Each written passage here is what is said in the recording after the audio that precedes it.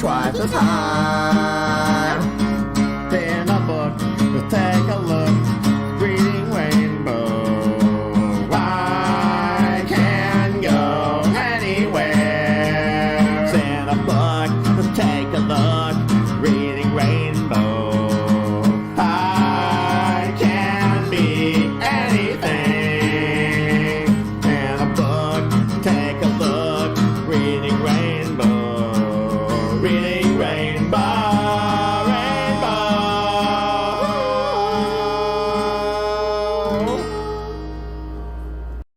Woo! Oh my god. Holy shit. Okay, so, first of all, no, I am not, like, critically fucking ill, you know? Like, it's my makeup, okay? I got a little too carried away with the makeup today. Just, I haven't done, like, blush in a while. So as you can kind of see, it's this layer primer, and it's all blush. You know what I mean? So, yeah, I think I look cute though, so there's that. But, the other thing is that we have this book here. And, you know, I had it for a while, and I originally was gonna just, like, read it and then do, like, a review of the book. And I don't know. So here's what's been going on with this book, and me, at least. And that is, I've had this book, like, pre-ordered, and I got it, like, a day after it, you know, came out. You know? So the shipping was really fast. And when I got this book, thanks to Comrade Earthling, who you can find on Instagram, by the way. They are a good friend of mine. Like, I started reading it, and I read, like, the first, maybe, like, 5, 6, 7 pages, and I was going through some stuff at the time. You know, it was really, really hard for me to read this book because of the subject matter at hand. So, let me just kind of give a little bit of, like, housekeeping and all of that, because, you know, I know there's going to be newcomers to the working class Reading Rainbow, you know, series. So I figured that I'd kind of, like, give that. I don't know. So firstly, the author is named Jeanette McCurdy. I have a tendency, whenever I talk about her, to say Jeanette Walls, who is the author of The Glass Castle, which I read in high school, and I really liked the book, actually. That's not who this is. This is Jeanette McCurdy. So if I say Jeanette Walls anywhere in this stream, it is by accident, and I am not referring to Jeanette Walls at all. The other thing is that, this book is fucking heavy as shit. There's a list of, like, trigger warnings for those who are interested in this book. But since we are reading it and this is not a review, we're gonna I can't just give you the protection of okay, we're gonna bring this up in 3, 2, 1, ta-da, and that. No, we're reading this book. So if you're not ready to read this book, that's fine. I respect that, and I think that your emotional and mental well-being should be cared for, in a situation like this.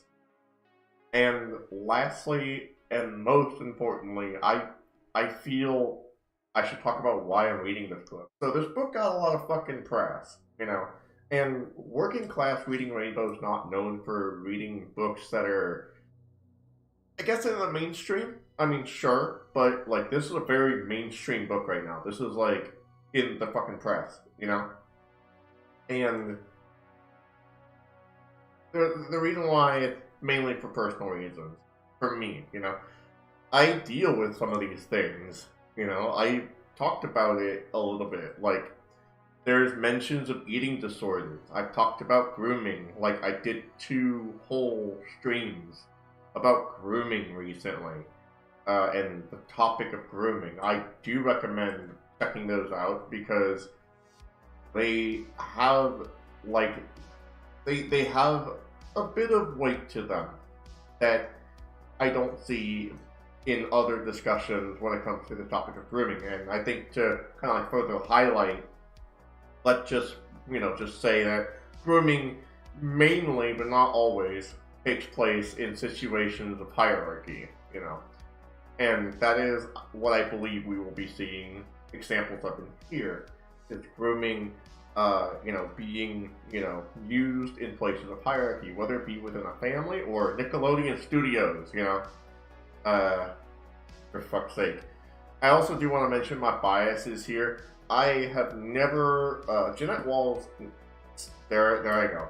Jeanette McCurdy is more popularly known for the show iCarly, which was on Nickelodeon, but I never watched that. And then there was this other show, it's like Sam and Ash. I think Sam and Ash is a fucking Walmart brand, or it's a fucking music store. That's Sam's Club with Walmart thing. Sam Ash is the old I don't know. I go to Sweetwater now for all my music shit. Anyway, speaking of music, actually, you know what? Here. The background looks kind of fucking boring and gross and dirty and shit. So, here, let's make it look somewhat more attractive. Yeah. There you go. That, looks better, and I don't know. Should have thought of that before. But yeah, I never watched iCarly. I never watched, whatever that other show is, Sam and Kitty or something. I don't know. I did watch Nickelodeon growing up, but I just, it was more I was kind of done with TV at one point. It was when I was a kid, I grew up watching a fuck ton of TV. It was usually Cartoon Network, Nickelodeon, Toon Disney, because it was in Burbank, and it was the 90s and shit. And I rarely watched the Disney Channel, but, and then there was Kids WB and, Fox Box, which turned into 4Kids TV and all that. And that's when, I started watching more somewhat adult shows, but they were really anime, more adult theming shows, but, at some point, when I started becoming a teenager, I just, stopped watching TV altogether. So there was, no TV in any of that shit. So, Jeanette's show, iCarly, sort of came around the time that I stopped watching TV. So when people ask me if I've, seen iCarly, or if I like iCarly, the answer is no, but not because of any disdain towards the author. I don't have any bias against the author, I just don't have any specific, affection or fandom for this author.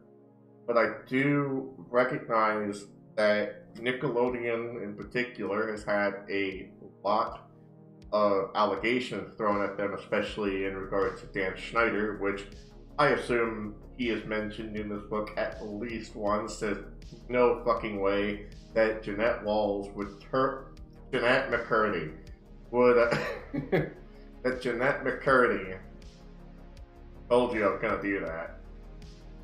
Would turn down like a $3 million settlement to keep things on the quiet, like keep things on the hush hush about shit that Nickelodeon did. Just gonna mention that in this fucking book. Of course, this book is mainly supposed to be more about her mother, and I've already seen a lot of the news press about this, and it does seem like there's a lot of themes and shit that are explored in this book. And I think really that's what this is about more. Not necessarily the person that's writing it, although that too. I think it's more importantly supposed to be more about like a consistent trend when it comes to raising children, and like the way family dynamics are so inherently toxic a lot of the time. So I'm gonna take this cover off. It's gonna be fucking annoying if I read it like this. I don't really like, hard covers. I prefer paperback. A lot simpler. But yeah, let's just get right into it. I see that there's a few people hanging out, lurking. Hello, good to see you. Anyway, let's just get straight to it. I'm excited. I'm gonna start with the prologue. Prologue is extremely short. Here, let's just... Here we go. Start with the prologue. This is for Marcus, Dustin, and Scotty. That's who I assume the book is, dedicated to. And if I'm not mistaken, I think those are Jeanette's brothers. If I'm not mistaken, because she does talk about her brothers in this book. All right, the prologue is a page and a half. All right. It's strange how we all give big news to loved ones in a coma, as if a coma is just a thing that happens from a lack of something to be excited about in your life. Mom is in the ICU at the hospital. Doctors told us she has 48 hours to live. Grandma, Grandpa, Dad are out in the waiting room calling relatives and eating vending machine snacks. Grandma says Nutter Butters soothes her anxiety. Nutter Butters are pretty fucking awesome. I used to eat that shit a lot of the time when I was a kid, and yes, it does soothe the anxiety. Grandma's smart, listen to Grandma. At least about that. I'm standing around Mom's tiny, comatose body with my three oldest brothers. Marcus, the together one. Dustin, the smart one, and Scott, the sensitive one. So I was right. Wipe the corners of her crusted shut eyes with a rag, and then it begins. Mom, together, leans over and whispers into the mom's ear, I'm gonna move back to California soon. By the way, she refers to Together and Smart and Sensitive by the brothers. Like, almost like that's their name. Together, Smart, and Sensitive.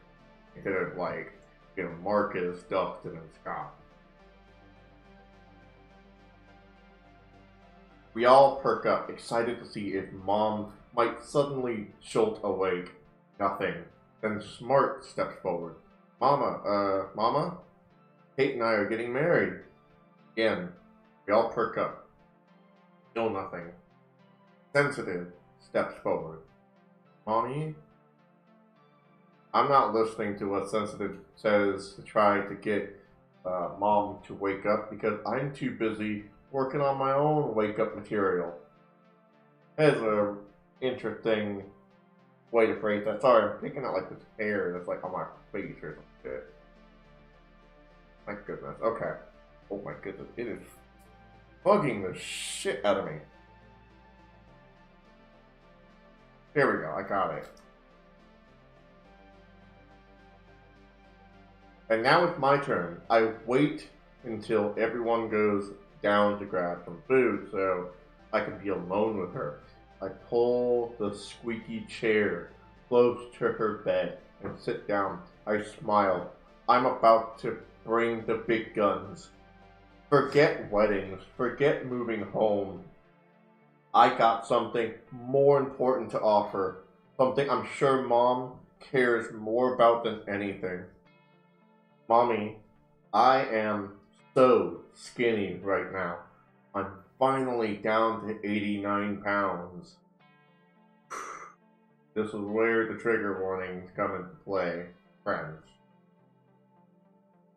I'm in the ICU with my dying mother, and the thing that I'm sure will get her to wake up is the fact that the days since Mom's been hospitalized, my fear and sadness have morphed into the perfect anorexia motivation cocktail. And finally, I achieved Mom's current goal weight for me.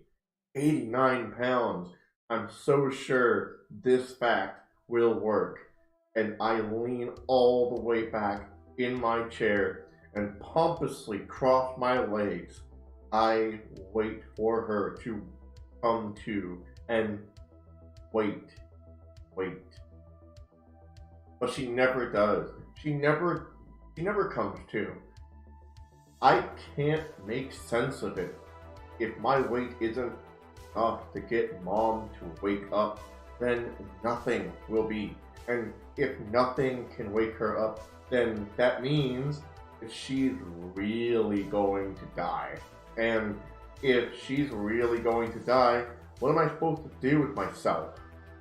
My life purpose has always been to make Mom happy, to be who she wants me to be. So without Mom, who am I supposed to be now? Alright, so that was the prologue.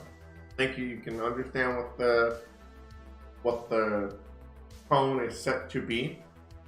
It is a very heavy book that explores eating disorders, in, like I mentioned earlier, grooming, and family relationships that are extremely dysfunctional and have extremely, I guess, damaging generational dynamics. I don't know.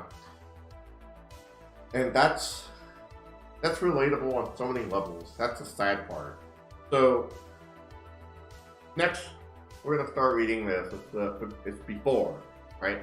And like I said, I have not read this book entirely. That's what I'm doing here. I'm going to be reading the book entirely. Not in this video, of course, but in parts. And I intend to do that. But before is, I assume, like, just whole section, because the chapter next, chapter 1, and there's not really a name for chapter 1. I am kind of curious, though, when chapter 2 is. But I just opened to chapter 4, and it's like on page 16, so that means, like, you know, every 4 pages is a chapter, roughly speaking. Some might be shorter than others, I don't know. Anyway, let's get started. And and just because I've read this part, this is in the past. I mean, I know I said it before, but I wanted to make sure that was clear. I also don't want to fuck up my makeup.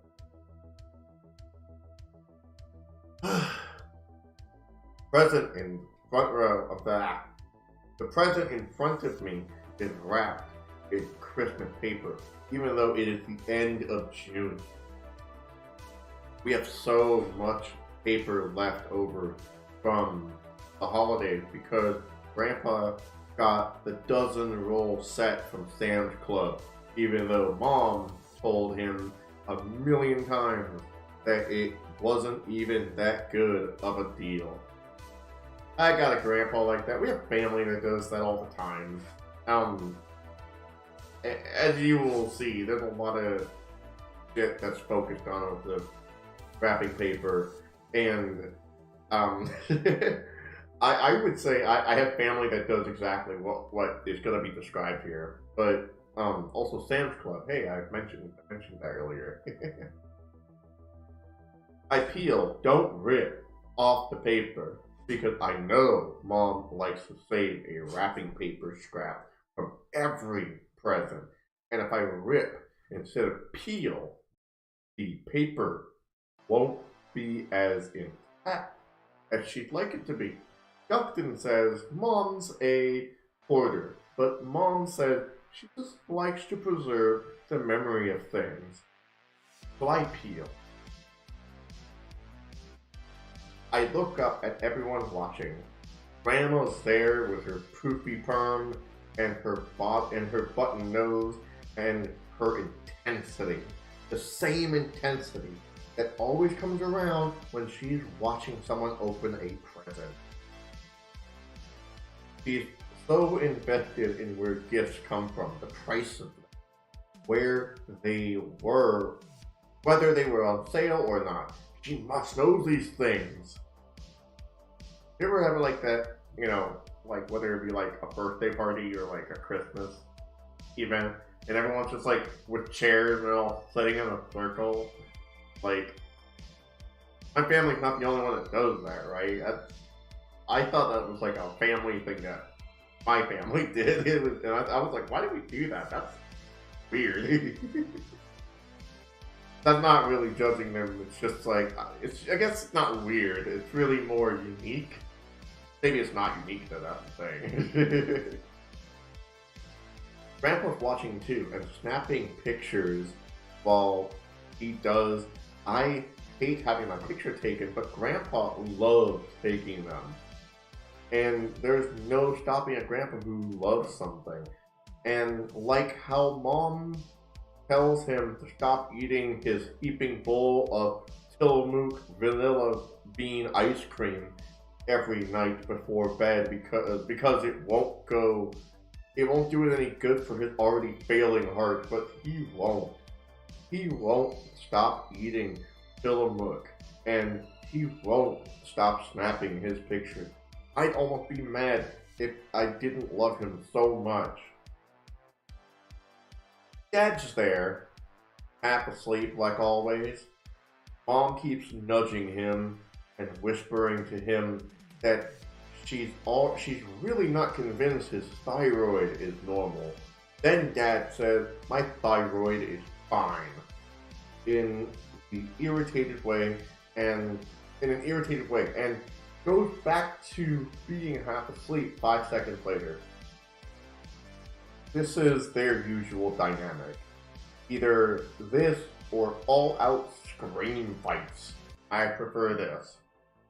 You know what? Valid. I get it. Marcus, Dustin, and Scotty are there too. I love them all for different reasons. Marcus is so responsible, so reliable. I guess this makes sense, since he's basically an adult, 15, but even so, he seems to have a sturdiness to him that I haven't seen in many other adults around me. That's telling, really telling. Especially considering this is in the past, this is when Jeanette was a kid, a child, so that's really telling of the family and all the adults that she was around. I love Dustin, even though he seems a bit annoyed by me most of the time. I love that he's good at drawing and history and geography. 3 things I'm terrible at. I try to compliment him a lot on the things that he's good at, but he called me a brown noser. I'm not sure what that is exactly, but I can tell it's an insult by the way he says it. And so, I'm pretty sure he secretly appreciates the compliment. I love Scotty because he's nostalgic. I learned the word from vocabulary cartoons, books. Mom read to us every day because she homeschools us, and now I try to use it at least once a day, so I don't forget it. That's actually a really good idea. If you're trying to like learn new words to use, and if you hear a word that you've never heard but you want to start using it, kind of like learn the definition and then like try to find ways to use that word in a sentence, like in your average day-to-day life. That's actually a really good idea. It really does apply to Scotty. Quote, a sentimentality for the past, end quote. That's definitely what he was. I'm sorry. That's definitely what he has, even though he's only 9, so doesn't have much of a past. Scotty cries at the end of Christmas, and the end of birthdays, and the end of Halloween, and sometimes at the end of a regular day. Cries because he's sad that it's over, and yet, even though it is barely over, he's already yearning it. He's already yearning for it. Yearning is another word I learned in vocabulary cartoons. So, each of these characters obviously they're not just characters, they're brothers. Each of these characters are really fleshed out, especially within like the first couple pages. And that's really cool because we can start to see if she starts calling these people back, we can start to see that like their character dynamics with the family is really well illustrated. And I wonder now how they contrast with the parents, as this book plays out, and what these 3 brothers are gonna do throughout the rest of this book. And I want to say something else, and that is a lot of these traits are extremely relatable. Personally, I can't really relate to Marcus too much. I don't really have my shit together, but hey, you know what? More power to Marcus. And then Dustin being, it's kind of like the autistic special interest person. I'm not going to diagnose him as autistic, but definitely has some special interest that, he's been down a few rabbit holes, and that's really cool.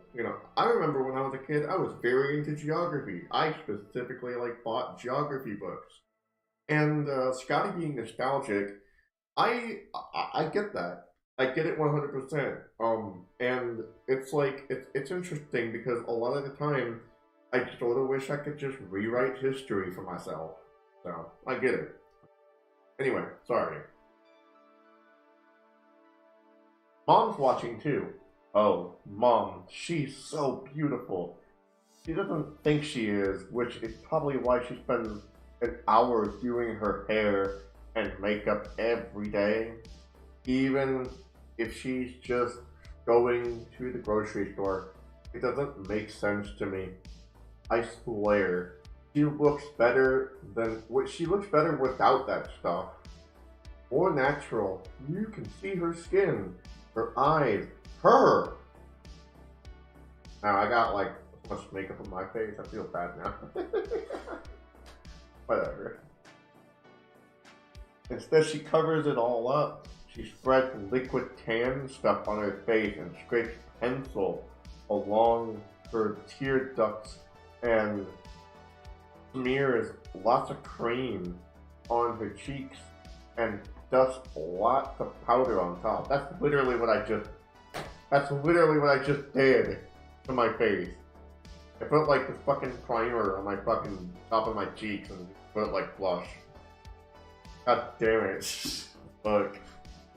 Am I prettier without this thing? God damn it.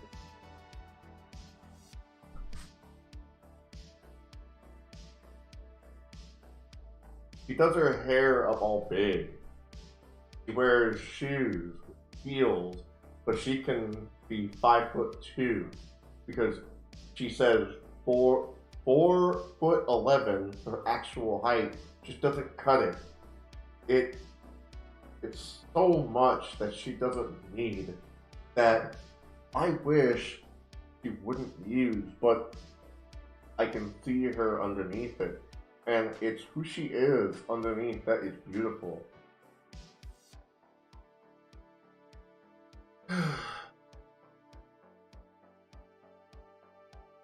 So, just how y'all doing, by the way? You know, we're not into too heavy territory yet, but I am curious how y'all are doing. I'll check the chat later if you decide to answer, but you know, just let me know how you're doing, and also make sure you're drinking some friggin' water. You know, make sure you're taking care of yourself. Mom's watching me, and I'm watching her, and that's how it always is. We're always connected, intertwined. One, she smiles at me in a pick up the pace kind of way, and so do I. I pick up the pace and finish peeling the paper off my gift.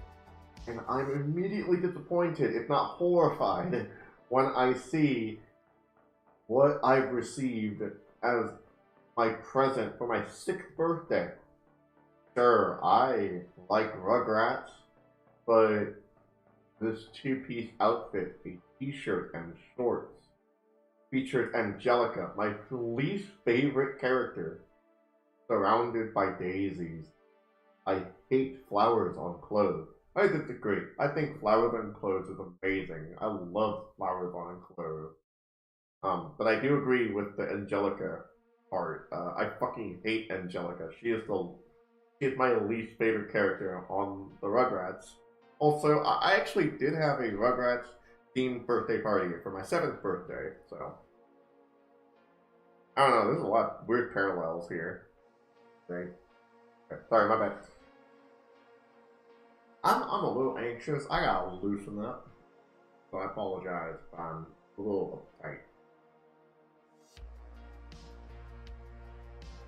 And there are ruffles around the sleeves and leg holes. Ruffles around my sleeves. If there is one thing I could pinpoint as being directly in opposition to my soul, it's ruffles. Well, fuck you. I love it. I shout excitedly. It's my favorite gift ever. I throw on my best fake smile. Oh god, I know what that's like.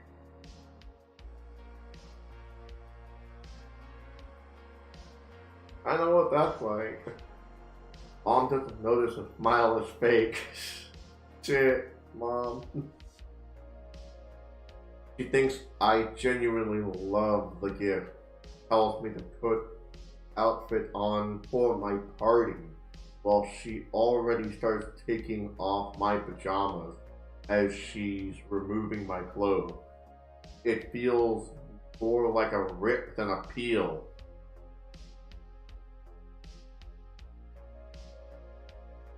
Yeah, pay attention to that right there. Like, put like an asterisk on that. Feels more like a rip than a peel. Taking off my pajamas.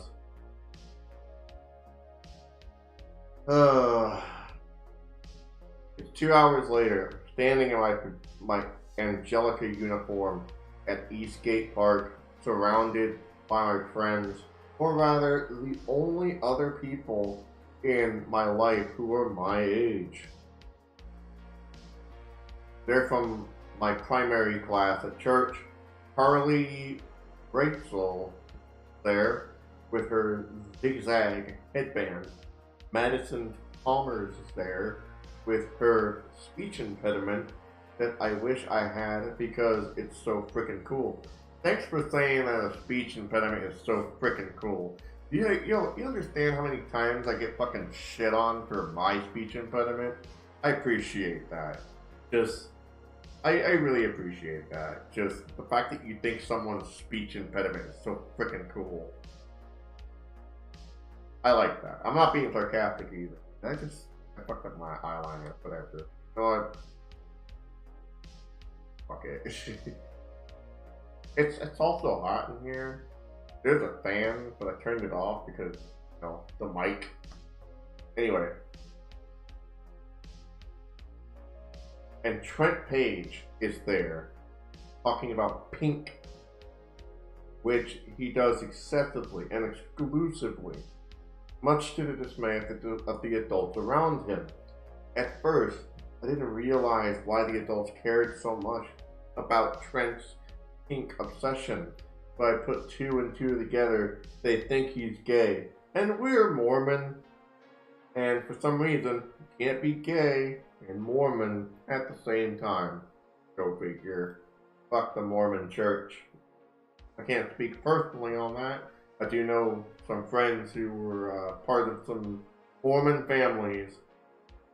I have some very close friends of mine who are part of the Mormon family hierarchy, but not necessarily the church. Some of them are ex-Mormons and stuff. So, you know, I can relate to them on the assumption, on the grounds that I too was a Christian, but you know, I was Catholic. That's its own can of worms entirely. Fucking shit, the Catholic Church. That's goddamn.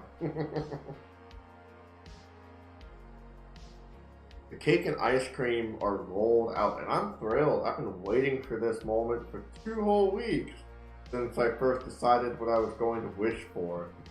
The birthday wish is the most power I have in my life right now. It's my best chance at control.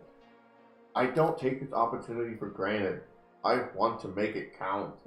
Yeah, that birthday cake and ice cream, holy shit. That's some good shit. Everyone sings happy birthday off key. Madison, Frank, and Carly throw in the cha-cha-chas after every line. It's so annoying to me. I can tell they all think it's so cool how they're cha-cha-chaing, but I think it takes away from the purity of the birthday song. Why can't they just let a good thing be? I lock eyes with my mom so she'll know I care about her, that she's my priority. She's not cha-cha-chaing. I respect that about her. She gives me one of her big nose wrinkling smiles that make me feel like everything is going to be okay. A while back, trying to take in this moment as fully as I can. Still, my eye is starting to water. Mom was first diagnosed with stage 4 breast cancer when I was 2 years old. I hardly remember it, but there are a few flashes.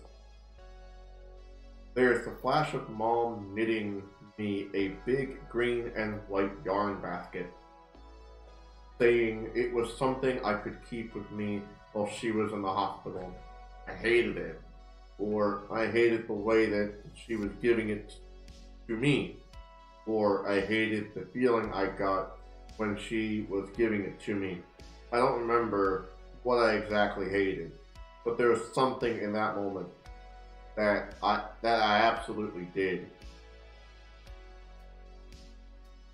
There's the flash of walking across what must have been a hospital lawn.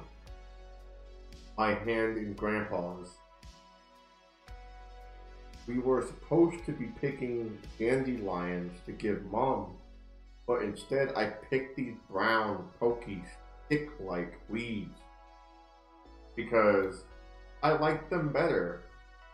Mom kept them in a plastic Crayola cup on our entertainment unit for years. Preserve the memory. Maybe this is where Scott gets his nostalgic instinct from. Plausible. There's the flash of sitting on the bumpy blue carpet in a corner room in our church building, watching as 2 young and handsome missionaries put their hands on Mom's bald head to give her a priesthood blessing, while everyone else in the family sat in cold, pulled-out chairs. around the parameter of the room. This is exactly what I was talking about earlier. Like the chairs and the whole circle thing. Yeah. I guess that doesn't mean I was like the one missionary consecrated the olive oil so that it would be all holy water or whatever, then poured the oil on Mom's head, making it even shinier. The other missionary said the blessing, asking for Mom's life to be extended if it was God's will. Grandma jumped up from her seat and said, even if it's not God's will, God damn it! Fuck her. Which disrupted the Holy Spirit, so the missionary had to start the prayer over. God damn, that was weird. Even though I hardly remember the time of my life, or remember that time of my life, it's not like I have to. The events are talked about so often in the McCurdy household that you don't even have to be there at all to experience, for the experience to be etched into your memory. Mom loves re-encountering her cancer story, the chemotherapy, the radiation, the bone marrow transplant, the mastectomy, the breast implant, the stage 4-ness of it all. How she was only 35 when she got it. To any churchgoer, neighbor, or fellow Albertsons customer. Fucking Albertsons. God damn, I haven't seen an Albertsons in a while. Who lends her a listening ear.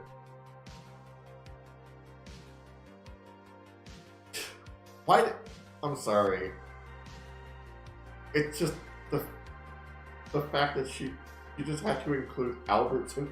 Specifically Albertsons customer. Like, I don't know why, but it's kind of random as hell. Sorry. It's just really fucking random, right? Like, just churchgoer, neighbor, or fellow Albertsons customer. I'm sorry. I am enjoying the book, by the way. If it sounds like I'm like ripping the book to shreds, I'm not. It's silly. That's all.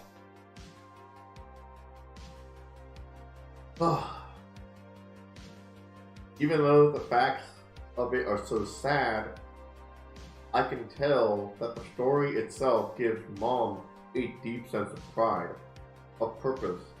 Like she, Deborah McCurdy, was put on this earth to be a cancer survivor and live to tell the tale to any and everyone.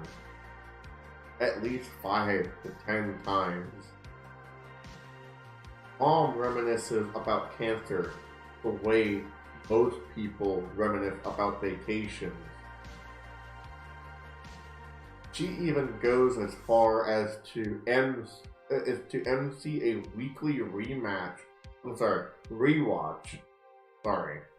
of a home video she made shortly after learning of her diagnosis. Every Sunday after church, she has one of the boys pop in the VHS tape, since she doesn't know how to work the VCR. That's a fucking mood. Alright everyone, shh. Let's be quiet. Let's watch and be grateful for where Mommy is now, Mom says. Even though Mom says we're watching this video, so we can be grateful and that she's okay now, there's something about watching this video that just doesn't sit right with me. I can tell how unfortunate it makes the boys. I'm sorry, I misread that. I can tell how uncomfortable it makes the boys, and definitely makes me uncomfortable too. I don't think any of us wants to be revisiting memories of our bald, sad, then dying mom, but none of us expressed this. This video starts playing. Mom sings lullabies to all four of us kids while we sit around her on the couch. And much like the video remains the same every time it's played, so too do Mom's comments. Every single time we watch the video, Mom comments on how the heaviness was just quote unquote too much for Marcus to handle, end quote. So he had to keep going off into the hallway to collect himself and come back in it again. He says this in a way that lets us know it's the highest compliment. Marcus being distraught about Mom's terminal illness is a testament to what an incredible person he is. Then she comments on what a stinker I was, but she says the word stinker with such a venomous bite that it might as well be a cuss word. Goes on to say how she can't believe I wouldn't stop singing Jingle Bells at the top of my lungs when the mood was clearly so sad. She couldn't believe how I didn't get that. How could I possibly be so upbeat when my surroundings were so obviously heavy? I was too. Age is no excuse. I felt tremendous guilt every time we rewatched the whole video. How could I not have known better? What a stupid idiot. How could I have not sensed what Mom needed? That she needed all of us to be serious, to be taking the situation as hard as we possibly could, to be devastated. She needed us to be nothing without her. That's, again, really telling for what we're exploring. Holy shit. Even though I know the technicalities of Mom's cancer story, chemo, the bone marrow transplants, the radiation, are all words that will invoke a big shock reaction from whoever hears them. Like, they can't believe Mom had it so hard. To me, they're just technicalities. They mean nothing. But what does mean something to me is the general air in the McCurdy household. The best way I can describe it is that as far back as I could remember, air in the household has felt like a held breath. I know that feeling very well. I know what you mean. Like we're all in a holding pattern, waiting for Mom's cancer to come back. Between the constant reenactment of Mom's first bout of cancer and the frequent follow-up visits with the doctors, unspoken mood in the house is heavy. The fragility of Mom's life is the center of mine, and I think I can do something about that fragility with my birthday wish. Finally, the happy birthday song's over. The time has come. A big moment.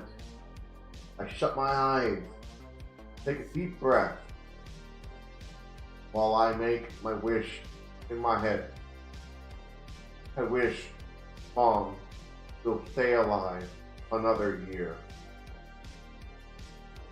Damn, wow. That's serious stuff. That's serious.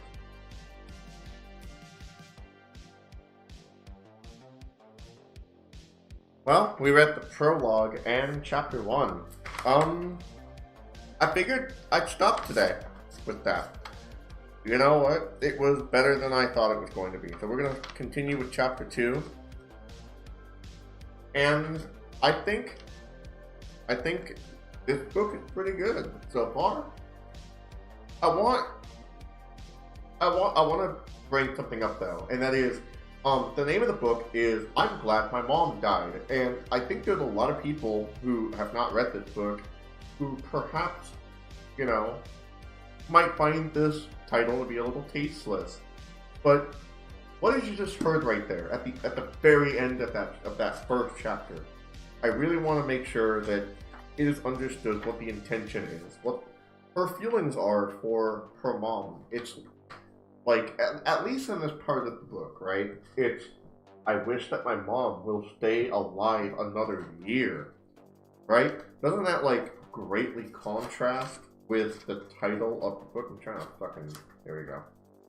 Doesn't that like greatly contrast with the title of the book? And it's like, I don't think that she hates her mom, like, just outright.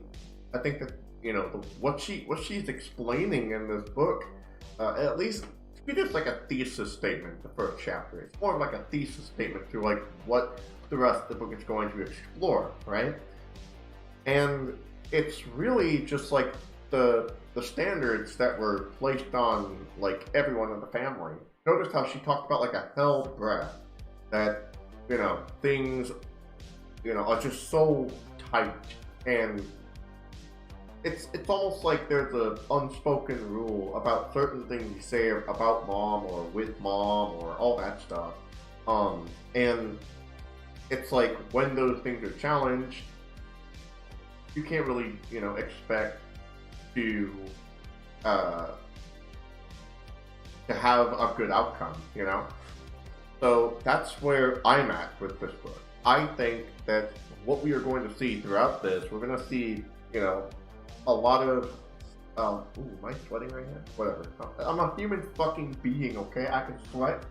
But, I think that's what we're gonna see. We're gonna see a lot of like moments where these weird, tensions are put to the test.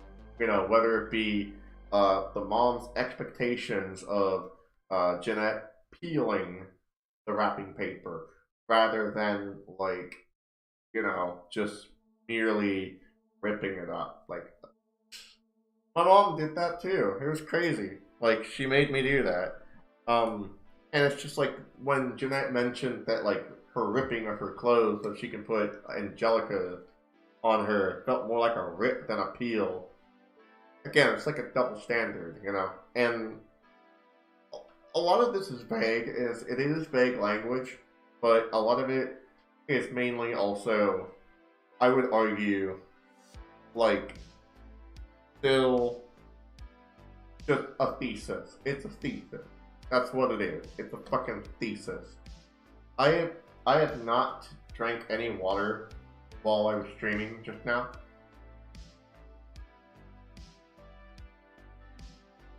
Yeah. Make sure y'all are drinking water. And now, before we go, I just want to say thank y'all for watching, if you did stick around. And also, make sure you check out the description below. There's links to support links and stuff, as well as my socials. I'm going to put a link to where you can buy this book. It is very new, so do that. There's also my Ko-Fi link. Definitely give it, drop me a few bucks, Help me get some food in my belly. Get in my belly. Excuse me. I'm gonna read the chat now, because it looks like there was some activity in the chat here. Killer eyeliner. Thank you, Kat. I appreciate it. I made it. I'm glad that I woke up in time. I'm glad that you woke up in time, too. And then Kat says, yeesh. Yeah, sorry to get some problematic shit explored in the book. I love the book. Listen to the audio book.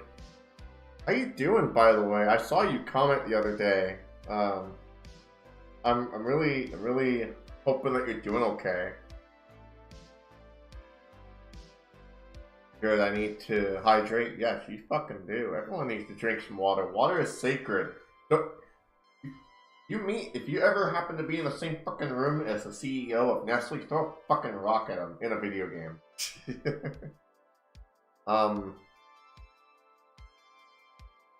Rock Skylar.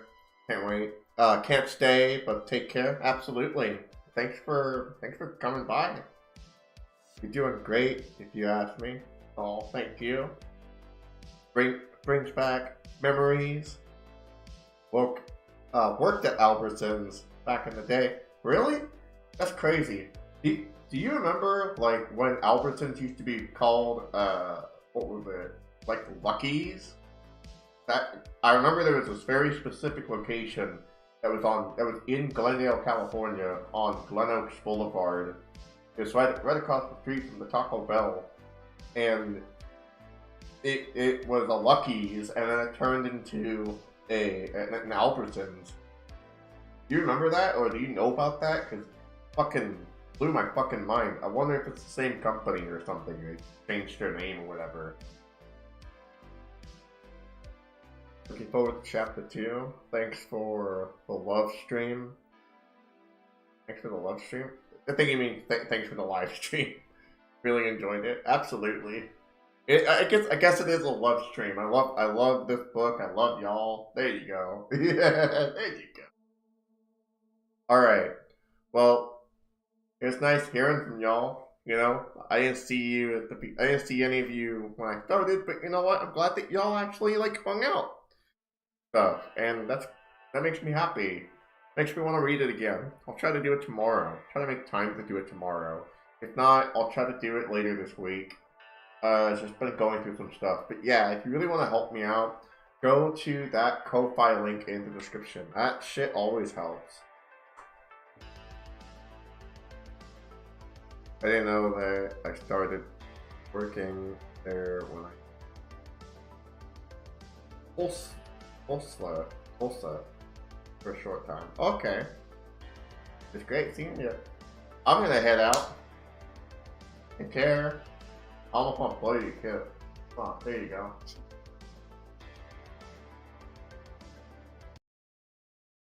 Bye y'all. Cuties.